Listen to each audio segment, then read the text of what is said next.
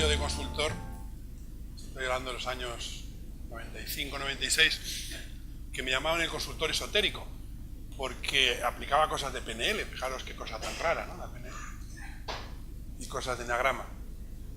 Bueno, el modelo este de la pirámide es un modelo que yo he ido desarrollando a través de los años, que la empecé a vislumbrar en el coach como chamán, y luego lo he ido de alguna forma puliendo, y es una especie de remodelado de un coaching o un liderazgo fuera de la caja, o un liderazgo dentro de la caja, lo que llamo yo, ¿no? El inside the box o outside the box, que se llama tanto, ¿no? Me he dado cuenta, y ya con los años y la experiencia, que lo importante en este mundo es cómo hacemos. O sea, hay un coaching clásico, que yo aquí lo represento en la pirámide por la parte izquierda de la pirámide, que es un coaching, aquellos devotos que sois coach o que estáis interesados en el coaching, que bueno, que es un modelo bastante razonable y bastante estándar, para entendernos, igual que el modelo Grow o igual que los modelos clásicos. Pero mi descubrimiento es que el modelo normalmente de coaching que se usa en organizaciones son modelos dentro de la caja. ¿Qué es la caja?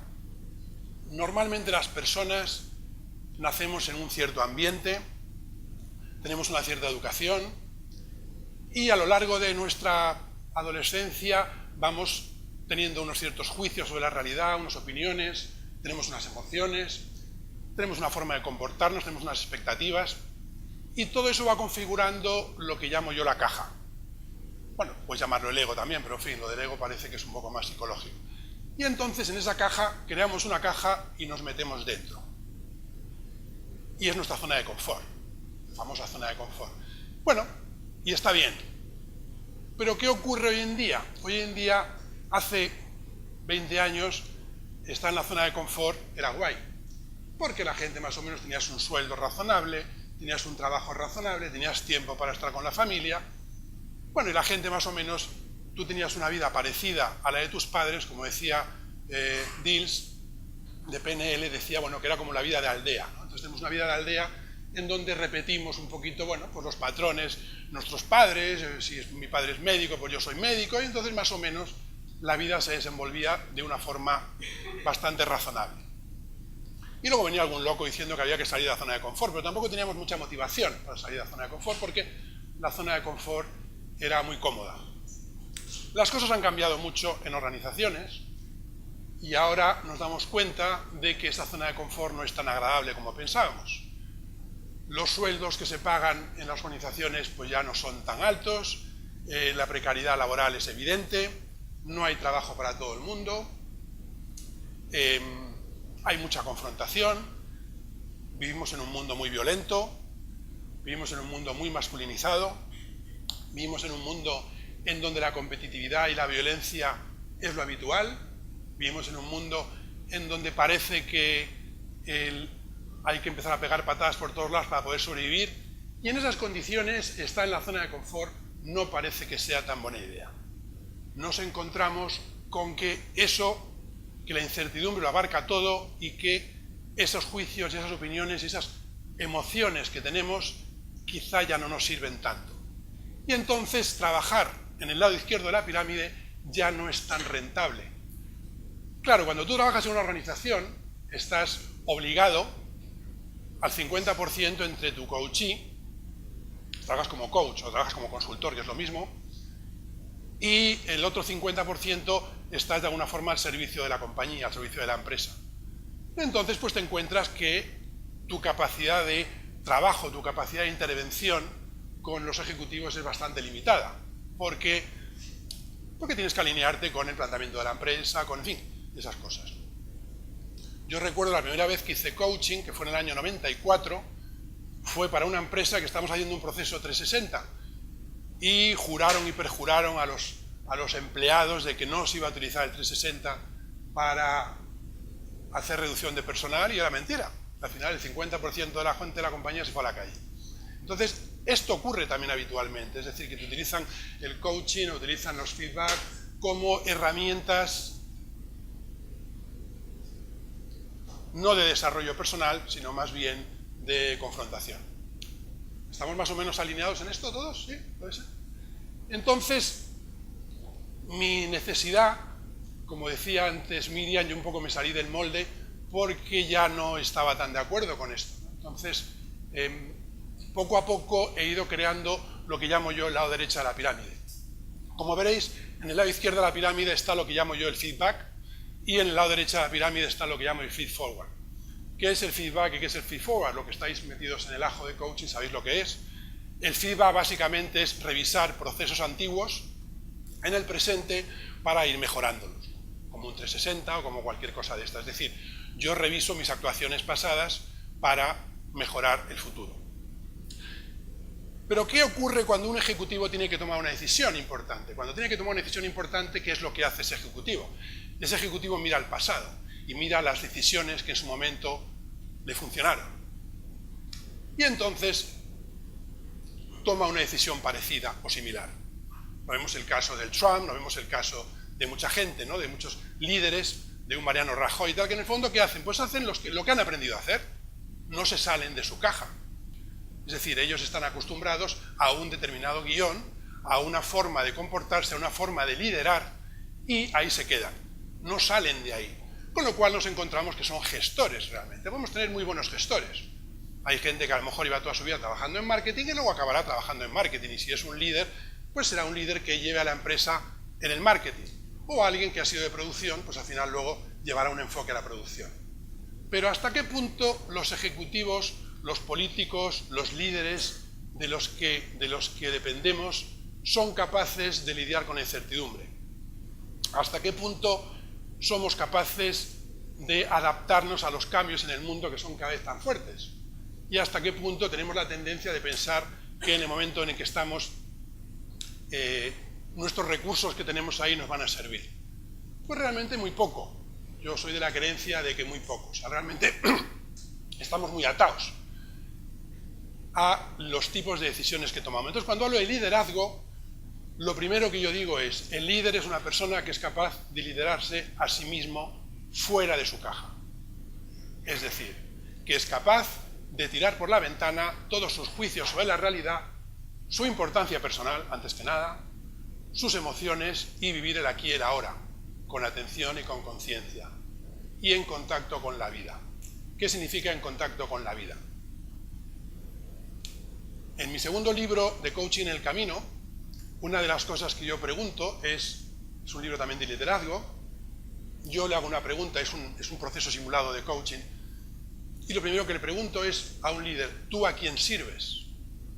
Porque realmente en este mundo somos líderes y somos seguidores al mismo tiempo. Si todos vamos caminando por la calle, si vais caminando por la calle os vais a encontrar que hay alguien siempre delante tuya y siempre habrá alguien detrás tuya.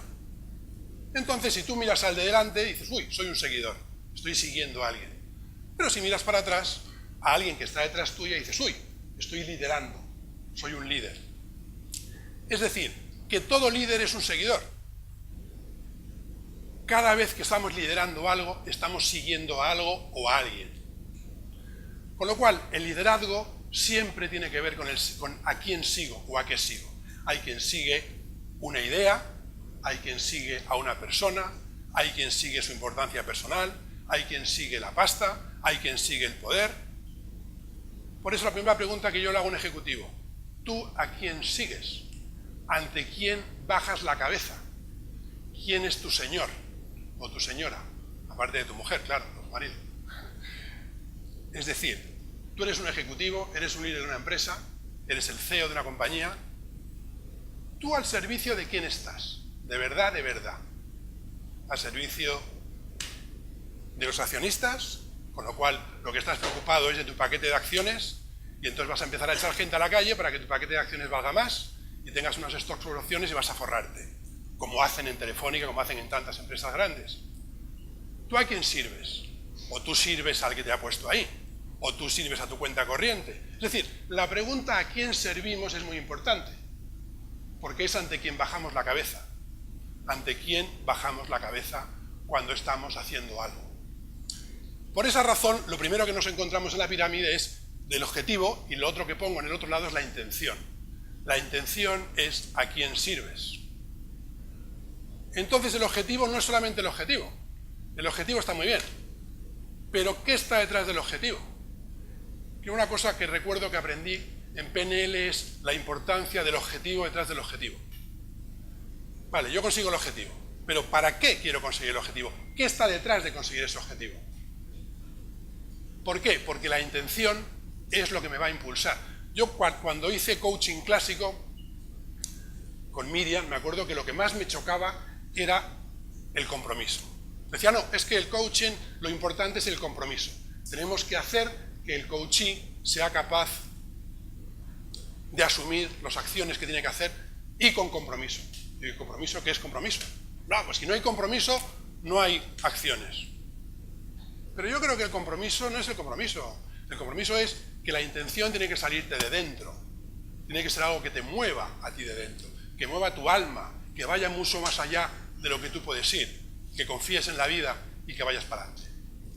Entonces, ya estamos entrando en otro nivel de conciencia distinto, que es lo que llamo, por eso llamo, el lado de la izquierda es un liderazgo remediativo y el lado de la derecha llamo un liderazgo generativo. ¿Qué significa generativo? Es un concepto de Dills y de Gilligan, de PNL, pero a mí me parece muy interesante cuando hablamos. El liderazgo remediativo es cuando hacemos más de lo mismo, cuando estamos trabajando dentro de la caja. Y uno generativo es cuando se generan nuevos comportamientos. Cuando generas comportamientos que ni siquiera están en tu mapa del mundo. ¿Y cómo llegas a esos comportamientos? Eso es lo importante, ¿no? ¿Cómo estamos? Porque nos damos cuenta de que en el fondo estamos haciendo más de lo mismo. Entonces el potencial que tenemos es un potencial dentro de la caja. Pero si pensamos fuera de la caja, el potencial es espectacular. ¿Cómo salimos de la caja? Esa es la pregunta. ¿Cómo salimos de la caja con seguridad? Claro, salir de la caja es como muy... Entonces, yo quería deciros un texto de Maslow. Este es uno de los últimos libros de Maslow, publicado en La Llave, y aquí tenía una cosa que me gustó mucho, que hablaba de la educación, y os lo quería decir. O sea, por mencionar solo un ejemplo, que tiene que ver directamente con la educación, habría que decir que el buen maestro debe mostrar hacia el niño lo que en otro lugar he llamado como amor ese, amor desinteresado. Es decir, aquello que Carl Rogers, denominaba consideración positiva incondicional. Rogers, como sabéis, fue el que creó todo el tema de la terapia centrada en el cliente, del cual yo creo que el coaching tiene mucho que aprender, de toda la terapia centrada en el cliente de Rogers. Y otros lo han llamado, muy acertadamente en mi opinión, lo sagrado de cada individuo. Estigmatizar esto como concepto normativo o cargado de valores y en consecuencia no científico obstaculiza la investigación de los rasgos distintivos del buen maestro. Y llevando esto a nuestro terreno, yo diría que es lo mismo. Si nos olvidamos de lo sagrado del otro, estamos trabajando dentro de la caja. Entonces, mi apuesta es reconocer lo sagrado del otro, pero ¿qué es lo sagrado del otro? No es un concepto religioso. De hecho, una de las cosas que viene en este libro, que es muy interesante, Maslow que dice que hay dos tipos de personas, que son dos opuestos, dos polaridades. Habla de los profetas y habla de los funcionarios. Entonces dice que en este mundo hay profetas, y los profetas como Jesucristo, pues que hay un profeta y que el tío, bueno, pues desarrolla su propia historia con su propia experiencia. Y luego viene un ejército de funcionarios a intentar regular su pensamiento, y que son los funcionarios, los burócratas, etc. Entonces lo interesante de este comentario es que Maslow hizo una encuesta, un estudio de lo que se llama experiencias de Satori. ¿Sabéis lo que es una experiencia de Satori? La experiencia de Satori es una experiencia de iluminación, una pequeña iluminación, como un concepto budista, que es cuando tienes, en el coaching se llama a veces como un ajá, ¿no? Como la idea de que de repente has tenido una luz, como una fase de iluminación y has tenido una gran comprensión. ¿Alguno habéis tenido algo de eso? Bueno, eso es lo que se llama experiencia de Satori, que es como una especie de experiencia elevada, como de conexión con algo. Sí, eso es un poco experiencia de Satori. Lo interesante que decía Maslow es que entre las personas religiosas se daban muy pocas experiencias de Satori. y entre personas no religiosas se daban muchas. Qué curioso. ¿Por qué? Porque en el fondo la religión es un paquete de creencias que te comes como un pavo, mientras que la espiritualidad te la tienes que currar. La religión tiene que ver con ser un funcionario y la búsqueda tiene que ver con ser un profeta. Entonces la religión está muy bien como serie de normas, pero no significa que luego tienes que buscar por tu cuenta. Para mí, yo trabajo mucho con jesuitas y los jesuitas se sienten muy a gusto con mi forma de trabajar, pero yo no soy en absoluto religioso. Soy más bien antirreligioso. Yo creo que la religión, como todos los planteamientos fijos, es como ser del PP o ser del PSOE o ser de Podemos. Es decir, te tienes que casar y tienes que casar con todo lo que dicen. Entonces, ¿qué somos? ¿Funcionarios o profetas? Yo no pretendo compararme con ningún profeta, pero sí, yo tengo claro que yo intento seguir mi propio camino, mi propia vida, y soy responsable de lo mío. Y si sigo algo, es algo que está en mi interior. Intento no seguir, ni intento no ser un funcionario, intento hacer lo que puedo con lo mío. Y digamos que lo de la izquierda sería un camino de funcionario, que está muy bien, y lo de la derecha es más un camino de autoconocimiento y de descubrimiento de ti mismo y de tu parte sagrada, de lo sagrado de tu existencia. Entonces, ya puedo dejar esto. Perdonadme que vaya leyendo porque así no me dejo nada.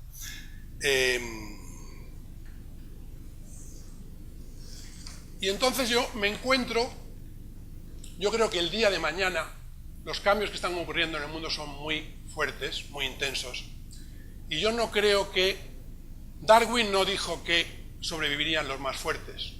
Darwin dijo que sobrevivirían los que se adaptaran mejor, que no tiene que ser el más fuerte. Entonces, ¿qué significa adaptarse? Yo creo que el futuro no será ni de aquella gente que se adapta, ni aquella gente que se rebela, ni tampoco aquella gente que piensa que le solucione la vida. El futuro será de la gente que vaya siguiendo su propia intención, que vaya siguiendo su propio yo interior, que vaya buscando su propio profeta interior, que es el que le va a guiar. Claro, esto cuando estás hablando en organizaciones tiene su aquel, porque quizá con los empleados no puedes trabajar en este nivel de profundidad, pero sí con los dueños de la organización, sí con la gente que la dirige, porque de alguna forma, o con empresas familiares, porque de alguna forma conectan su propia intención con la dirección de la empresa. Pero bueno, eso es otra historia.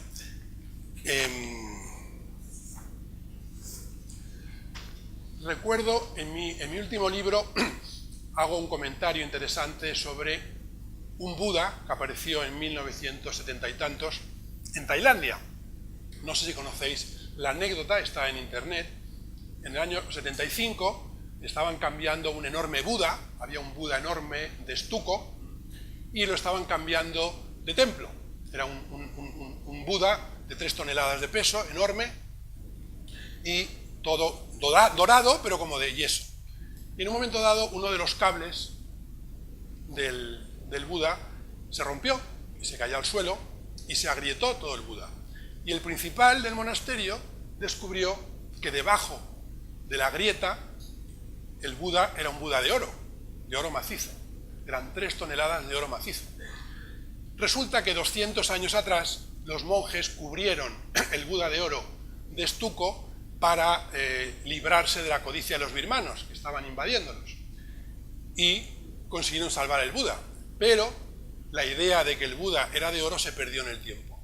Y 200 años más tarde, de repente apareció. Y a mí me parece que es una buena metáfora para darnos cuenta de nuestro Buda interior. Entonces aquí lo que vengo a decir es que tenemos una máscara, que es la máscara que estamos trabajando en la izquierda, que es la máscara con nuestros juicios, nuestras opiniones, nuestras emociones, y esa máscara es la que está fuera del Buda de oro. Y tenemos un Buda de oro dentro, que tenemos de alguna forma que conectar con él y que desarrollarlo. Pero, como los tailandeses, nos hemos olvidado de ese Buda de oro. El niño normalmente hasta los 5 años tiene conexión con ese Buda de oro, pero luego lo pierde. Y nosotros nos hemos olvidado, no sabemos conectar con él. Mi propuesta es intentar darnos cuenta de que está ahí e intentar trabajar por ese lado. Lo primero que encontramos es cuál es la intención. Cuando conectamos con la intención, nuestra intención más profunda, si queréis hacemos un pequeño así, algo muy sencillito. Pensar en cuál ha sido el objetivo que os habéis marcado al venir a esta conferencia. ¿Ya lo tenéis? ¿Qué objetivo? Un objetivo, no sé. No tiene por qué ser SMART, ¿sabes? Específico, medible, alcanzable, no, un objetivo. Aprender, o he venido a conocer a Antonio, o he venido a saludar a Miriam, o he venido porque luego hay un vinito, o he venido porque luego, yo qué sé, no tiene nada que hacer, lo que sea, un objetivo. Otra mirada, el objetivo. Pero ahora, intentar conectar con algo más profundo vuestro. Y como algo dentro más sensible. Y notar cuál es la intención de haber llegado aquí. ¿Para qué habéis venido aquí? ¿Qué hay aquí para vosotros, para vosotras? Y bueno, es una idea. Entonces, cuando tú trabajas con alguien, yo recuerdo una vez en México trabajando con un mexicano, que él decía, yo quiero poner una tienda. Digo, ¿y para qué? Pues para ganar lana nomás. Bueno, sí, pero ¿para qué quieres ganar lana nomás? No, pues por la lana, ya ves, para la lana. Digo, sí, pero ¿para qué quieres la lana? Claro. Dice, no, quiero la lana porque quiero presentarme de alcalde del pueblo. Ah, ya hay una intención, ya no es la lana. ¿Se entiende un poquito, no? Entonces, cuando nos quedamos solamente en el objetivo, la cosa no tiene mucha fuerza, no tiene mucha potencia. Sin embargo, cuando estamos con un cliente y conseguimos que el cliente conecte con la intención más profunda, eso es lo que le va a servir de movilizador. Ya no necesita compromiso, el compromiso ya lo tiene, ya lo lleva consigo. Entonces nos tenemos que preguntar también, cuando queremos hacer algo, ¿cuál es nuestra intención al hacer algo? ¿A quién sirvo con esto? ¿Cómo es importante para mí eso que voy a hacer? No dejarlo solo en el objetivo.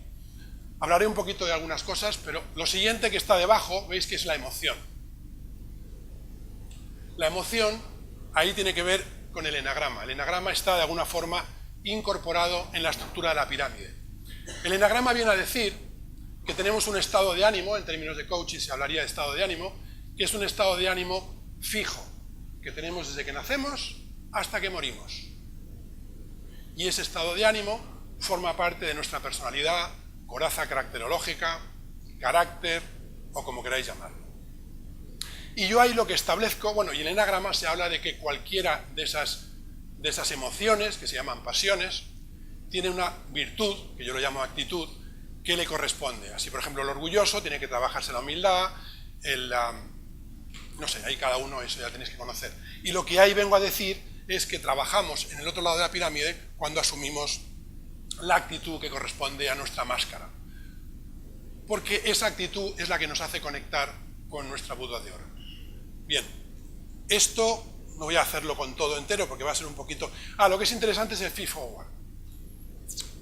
El feed forward significa que yo estoy construyendo futuro ahora de lo que va a ocurrir más adelante. Y eso es muy interesante, porque yo me acuerdo una vez que trabajé con una compañía de leche, no era de la leche, era de leche, y estaban programando una fusión con otra compañía de leche.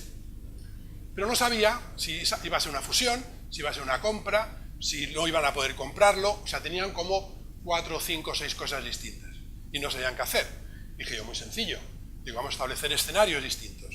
Entonces vamos a trabajar 5 o 6 escenarios en donde a futuro prevemos lo que va a pasar.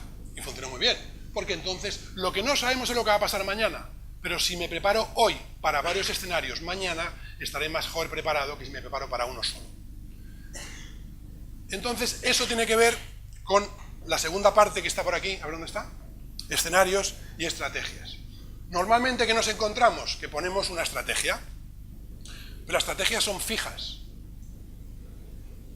y los escenarios no. Entonces, sugerencia, si tú estás con un cliente, estás haciéndole, eres coach y estás haciendo con un coachee, no le digas qué estrategia. Las estrategias son fijas, son rígidas. El mundo cambia muy rápido y la estrategia no va a servir para nada. Hay una cosa que tenemos que tener muy claro. Estamos en este sistema. Y yo digo, yo quiero llegar a ese objetivo, muy bien. Y doy un pasito. En el momento en que ya he dado un pasito, no solamente me ha cambiado el objetivo, he cambiado yo. Yo ya no soy el que estaba allá atrás, soy el que está aquí. Con lo cual, si soy el que está aquí, ¿a dónde quiero ir? A lo mejor quiero ir a otro sitio distinto, o a lo mejor quiero seguir en el mismo sitio, a lo mejor el objetivo se ha caído, o a lo mejor hay direcciones y desenlaces emergentes que ahí me pueden venir muy bien. ¿Se entiende esto? Con lo cual, todo lo que sea estrategias fijas no funciona. En un mundo de incertidumbre, tenemos que pensar en escenarios. Otra cosa típica son los juicios. La gente dice, no, yo pienso esto, yo pienso lo otro. Y eso es muy importante, y además todos defendemos nuestros criterios, está muy bien. Pero la experiencia a mí me ha dicho que cuantos más juicios tenemos o sea, que los juicios que tenemos son lo que nos causa los problemas. Cada vez que hay un ejercicio muy simpático que tú dices, tengo un problema. Vale. Te pregunto cuáles son los 5 juicios que sostienen tu problema. Y la persona te los dice. Digo, pues esos 5 juicios son justamente lo que te impiden alcanzar, o sea, lo que te impiden solucionar tu problema. Los problemas, por supuesto, que no los creamos nosotros. Nuestra propia forma de ver el mundo es la que crea los problemas. Nuestra propia forma de ver a los demás, la forma de vernos a nosotros mismos, la forma de encajar en el mundo. Nuestra caja es la que nos crea los problemas. Con lo cual, la única forma que tenemos de solucionarlos es viendo y mirando ese tema. El eneagrama es justamente un modelo, el modelo original, no el modelo americano. El modelo americano está muy prostituido y está convertido en algo muy conductual para quitarle el aspecto espiritual. Pero el eneagrama realmente lo que te viene a decir es cómo es la máscara de estuco que tienes y qué puedes hacer para conectar con tu Buda de oro. Eso es lo que te dice el eneagrama. El eneagrama te habla de cuál es tu herida inicial. Y la herida inicial tiene que ver con al principio de todo. Entonces, el modelo eneagrama viene a decir una cosa, viene a decir que hay 3 emociones básicas que el bebé cuando nace se encuentra. Una es el miedo, otra es la carencia o la sensación de soledad y otra es la rabia. La cuarta emoción básica sería la alegría, pero esa es la que perdemos al enchufarnos a la miedo, a la rabia o a la carencia. Entonces, lo primero que el niño, cuando un bebé sale del vientre de mamá, ¿qué es lo primero que le hacen? ¿Perdón? Sí, pero antes de nalgadas le cortan el cordón umbilical. ¿Qué pasa cuando te cortan el cordón umbilical? El cordón umbilical es maravilloso, porque es el que te conecta a mamá. No es que te conecta a mamá, es que eres mamá. El niño o la niña es mamá. O sea, cuando tú ves una mujer embarazada, aparte que se ponen así hermosas y guapísimas, una cosa así fantástica con tantas hormonas que están, claro, se convierte en una especie de alien con todo o sea, se le deforma el cuerpo, no sé qué, y de repente, ¡pum!, y tiene algo dentro, pero ese algo dentro es suyo. Es una célula suya, vale, que el tío ha intervenido un poquito, pero poquito. Es una célula suya que ha ido creciendo y es suya. Y de repente sale fuera y el niño sufre un proceso de individualización, pero mientras tanto es parte de la madre. ¿Estamos de acuerdo hasta aquí más o menos? Entonces cuando a ti de repente te cortan con el umbilical, se te acabó el chollo. Dice, ya se te acabó el chollo. Ya no te dan de comer, tienes frío, tienes calor, no sabes qué va a ser de ti. Porque dice, bueno, hasta ahora estaban pendientes de mí, pero encima además te dan nalgada y te quitan de ahí. Lo primero que siente el niño es miedo. Dice, ¿qué va a ser de mí? ¿Voy a sobrevivir? ¿No voy a sobrevivir? ¿Me van a ocupar? El mundo ahí fuera es agresivo, además es agresivo. Y entonces la primera emoción que se siente es el miedo. Si el niño se queda enganchado en el miedo, será uno de los 3 caracteres del miedo. Lo siguiente que le pasa al niño, ¿qué es? ¿Qué pasa? ¿No os ha pasado nunca con los bebés? Que se pone todo el mundo alrededor haciendo gilipollas, con perdón por la expresión, no de ña, ña, ña, ña, y el niño de repente viene a pensar y dice, ¿estos son imbéciles o qué? Y al final se da cuenta de que lo que quieren es que sonría. Entonces el niño acaba sonriendo, entonces dice, sí, pues quieren que sonría. Entonces el niño se da cuenta de que tiene que poner una careta para ser aceptado. Que él mismo por sí mismo no, tiene que sonreír, tiene que hacer cosas, tiene que hacer gracias, y entonces aceptado. Se va creando una máscara, se va creando una personalidad, va adaptándose a lo que los demás quieren de él para ser reconocido.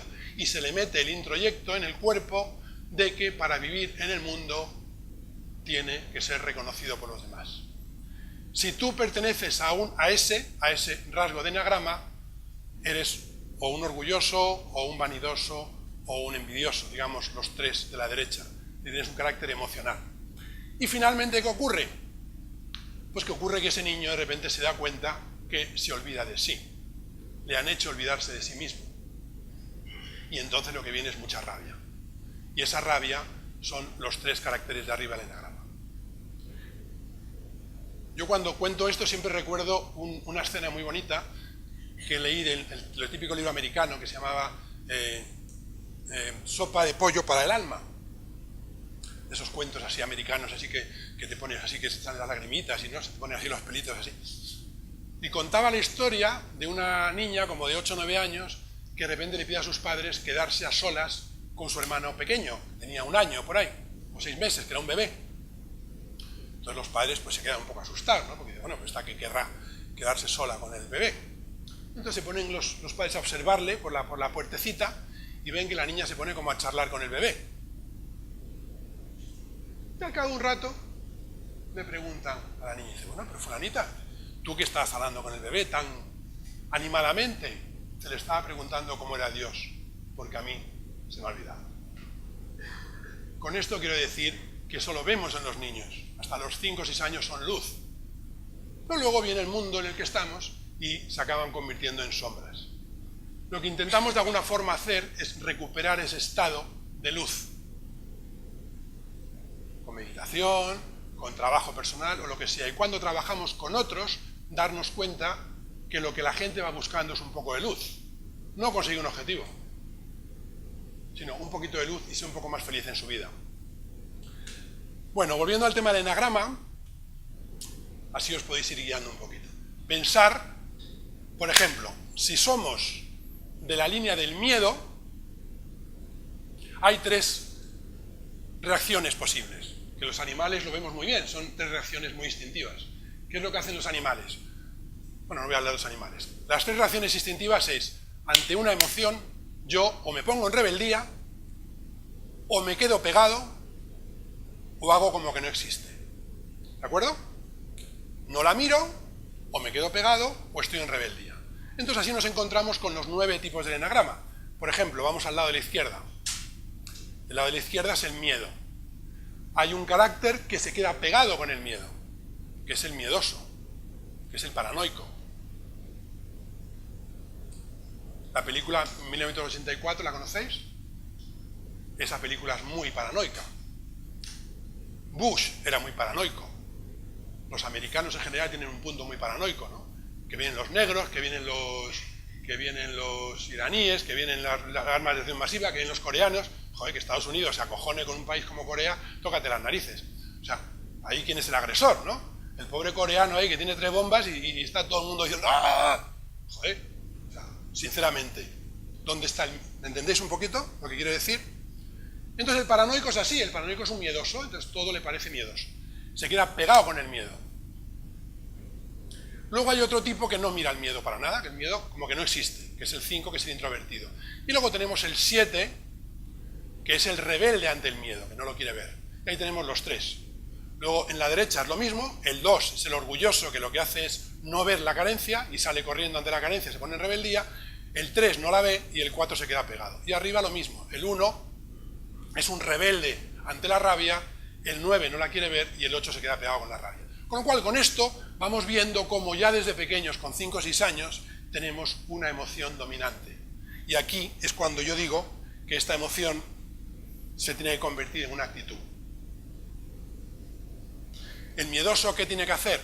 Pues tener más coraje. ¿El rabioso 8 qué tiene que hacer? Ser más inocente. El fanático 1, que lo que hace es tapar esa rabia, o sea, ponerse en rebeldía ante esa rabia, lo que tiene que hacer es ser un poquito más, un poco más de serenidad ante lo que está pasando, ante la vida. En fin, con esto vamos viendo cómo lo que vengo a decir con esto, y la motivación es otra cosa. Bueno, voy a hablar de la motivación también. La motivación. Es interesante la motivación. David McKellan fue un gran psicólogo americano y que estudió, o sea, hizo un libro muy interesante que se llamó Estudio de la motivación humana, un tocho así de gordo, que me he leído, ¿cierto?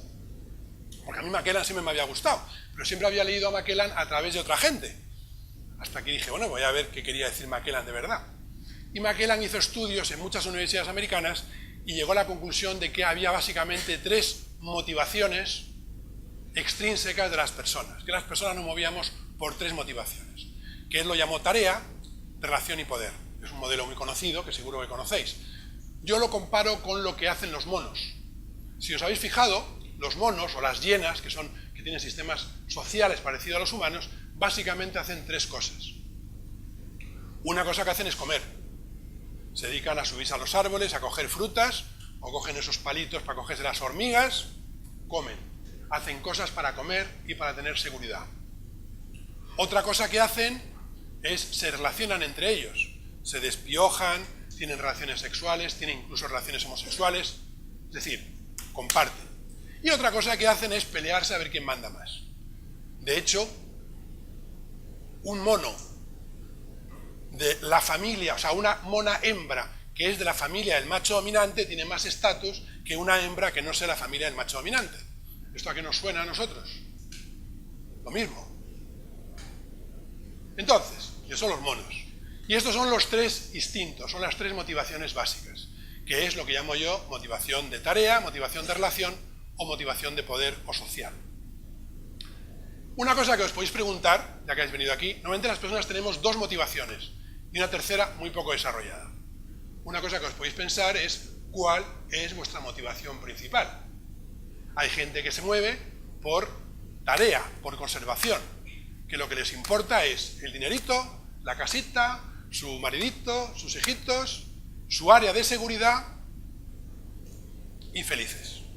Y son gente que trabajan bien, se enfocan muy bien en la tarea, trabajan bien por objetivos y en las empresas son muy tal. Y además, como son gente que lo que les gusta es el cheque de fin de mes y tener su plan de pensión y tener su no sé qué, pues están enfocados en la conservación, en la seguridad, en la tarea. ¿De acuerdo? Y está bien, hay gente que son más de eso. Luego hay gente que se enfoca en la relación. Enseguida quieren conectar con el otro, enseguida quieren hablar con el otro, enseguida tienen necesidad de un contacto, un one-to-one. Y lo van pidiendo, no tiene por qué ser necesidad sexual, pero hay como una necesidad de complicidad con el otro. Y eso para ellos es lo dominante. Y finalmente tenemos la tercera motivación, que es la social, que es cuando lo que estás buscando es poder, pero a mí no me gusta llamarlo poder. Lo que te importa entonces es cuál es tu posicionamiento en la sociedad en donde vives y cómo te puedes mover en ese posicionamiento. Las 3 motivaciones que yo pongo, motivación e instinto. ¿Por qué? Porque el instinto, que es algo que te surge del cuerpo, lo conseguirás cuando tengas las 3 motivaciones alineadas. Si no, no. ¿Se entiende esto? Entonces, una cosa que podéis hacer, si pensáis en un proyecto, es, en este proyecto, cómo estoy en cuanto a tarea, cómo estoy en cuanto a relación y cuánto estoy en cuanto a posicionamiento. Según mi experiencia, las mujeres suelen rehuir el posicionamiento. O algunas no, pero muchas sí. Y cuando rehuyen el posicionamiento, porque dicen, es cosa de chicos. Claro, entonces el proyecto pues no le funciona porque no tiene posicionamiento. ¿Se entiende lo que estoy diciendo? Entonces, sugerencia, pensar en cuál de las 3 motivaciones estáis y pensar cuál no tenéis desarrollada. Yo tengo un amigo mío muy simpático. Yo soy más social y más de tarea, y soy menos de relación, yo. Con lo cual yo sé que tengo que hacer un esfuerzo por relacionarme con los demás y llegar a intimidad con los demás. Porque luego a lo mejor estoy más a gusto escribiendo un libro o a mi bola que intimando con las personas. Entonces yo que sé que es un punto mío de trabajo, pues hago mi esfuerzo. ¿Se entiende un poquito esto? Con lo cual ir pensando en dónde estáis cada uno. El amigo mío que decía, él es muy de posicionamiento y muy sexual, que es muy ligón. Pero el tema económico lo iba fatal. Entonces, una intervención muy fácil de coaching. Oye, tío, búscate la vida. enfócate más en la tarea, enfócate más en tu conservación, enfócate más en la seguridad, enfócate más en la facturación, ¿se entiende un poco, no? Bueno, eso es lo siguiente. Bueno, ya creo que lo voy a dejar por aquí.